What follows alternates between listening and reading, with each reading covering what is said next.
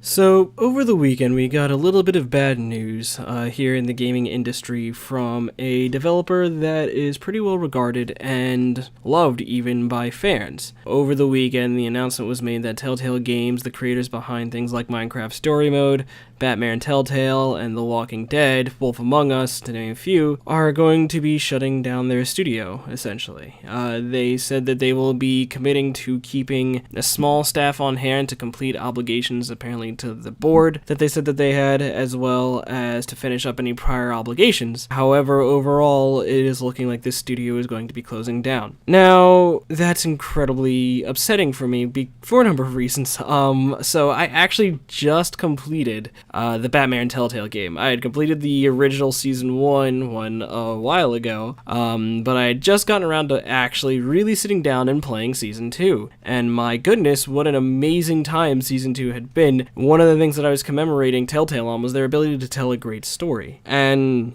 that is actually incredibly sad to me to see them go, because there aren't that many strong video game developers that can tell great stories. You can kind of list them on your fingers, right? I mean, there's probably like a good 10 or so, but, these games take time, and, between actual story-driven narratives, we have lots of multiplayer games and things like that. So Telltale kind of had a very special place in my heart as a result of that, because of just how immersive their storytelling was. Whenever you picked up a Telltale game, you knew that you were going to be getting something that was akin to like a movie. Now, usually I'm not a fan of the idea of cinematic storytelling, storytelling that you would find in like some of your more AAA games, things like Halo or later Halo games. I'm not always the biggest fan of those kind of cinematics, because I feel like they're trying too hard to be something that they're not. They're trying to be something that belongs in the cinemas rather than actually something that belongs in a video game or on an Xbox or a PS4 or whatever, right? There are many game companies that try to go for quote-unquote cinematic, but Telltale is actually one of the few that nail it. Their games have always been incredibly narratively captivating, while also giving you a lot of good player choice, and if nothing else, the illusion of choice. There were never periods when I was playing games like Batman that I felt like what I did didn't matter, or regardless of what I chose, these outcomes are going to happen. I mean, like, as you play the game and you start unveiling the curtain, right, of course you'll see the limitations that exist within the game's narratives, but overall, the Telltale games did a very good job of presenting you with worlds that felt engaging and giving you hard choices. They were never easy, and giving you a very brief period of time to choose what kind of dialogue options you wanted. That was one of the things that made it great, was how on edge you pretty much always felt, and how mature the stories actually were.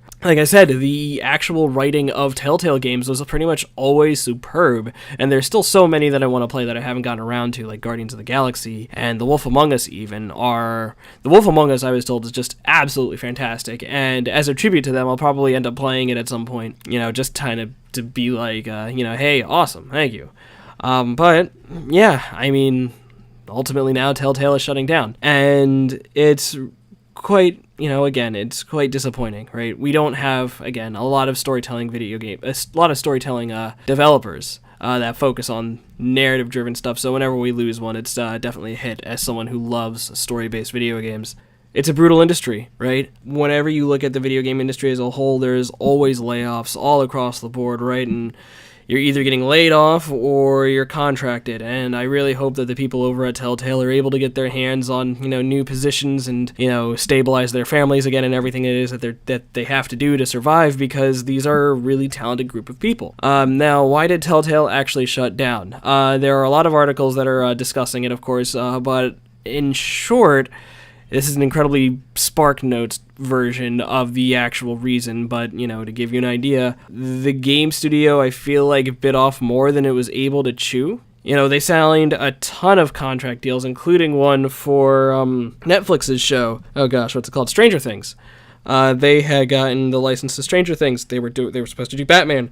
a season 3 at some point people were hoping for. The way that they ended season 2, we were supposed to get a season 3, but they also hadn't finished season 1 of, or they hadn't even gotten to season 2 of Game of Thrones, because they also got the licensing from that. But then they also had AMC's The Walking Dead that they had to complete. And I don't even know if The Wolf Among Us was supposed to get another season, or if that was supposed to be it. And then the exact same thing can also be said about the Guardians of the Galaxy game. I'm pretty sure that there's no way it was only supposed to stop at one season. So there was a lot for this small company to handle, and earlier in 2017, I believe they said that they had to lay off like 90 staff workers because of, budgeting issues and, a bunch of other things like that. And I don't think that they really recovered. It was at that point that I started to realize that there might actually be something seriously wrong with the studio, that a game company that started so strong, within a very short period of time just started to fall apart.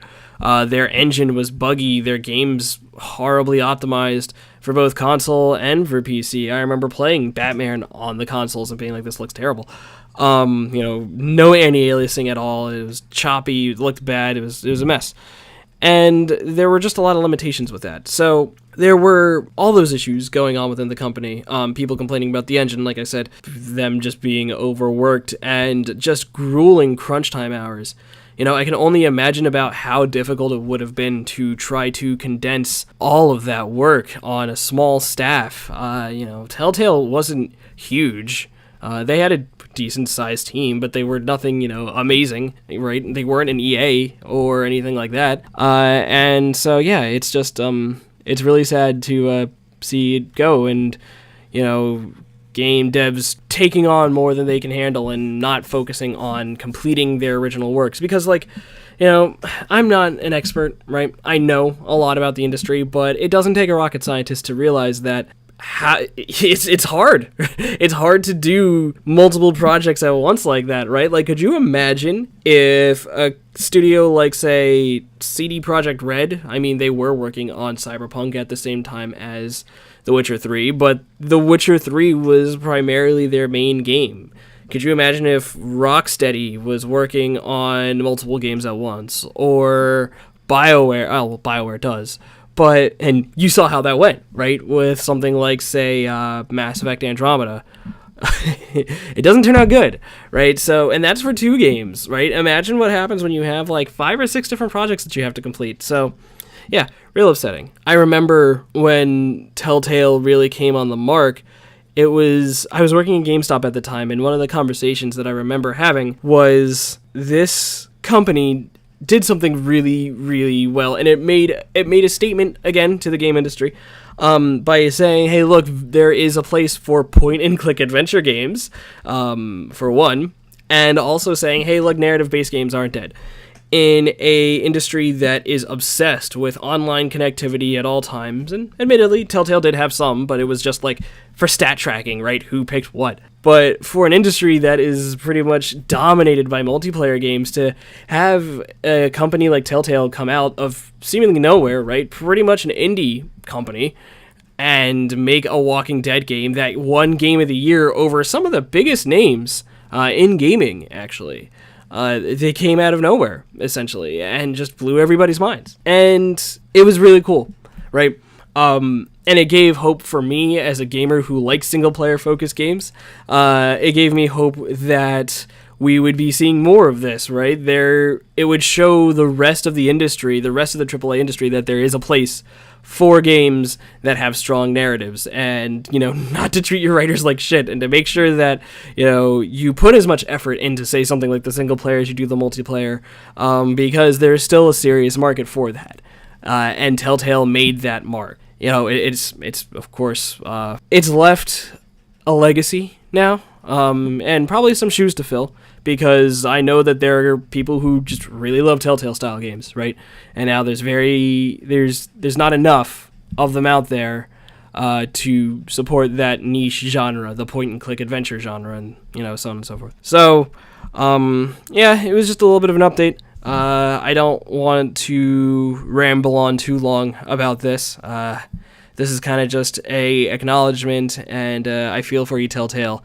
And as someone who very much loved all of your games that I played, even the Game of Thrones one, which didn't get that great of critical reception, your presentation was phenomenal and some of the best in the business. And for a smaller studio, I think that that's really impressive. So to everyone out there who works at Telltale, know that your work was appreciated, and we're gonna miss you.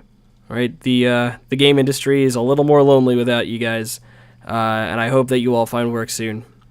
Anyway, this is Marshall from DigiTrip, signing off. If you like this video, please be sure to like, subscribe, thumbs up. If you disliked it, hit the thumbs down button, whatever you would like to do. And we'll be coming back at you again soon with hopefully some gaming updates. Thanks, everybody, and you all have a good one.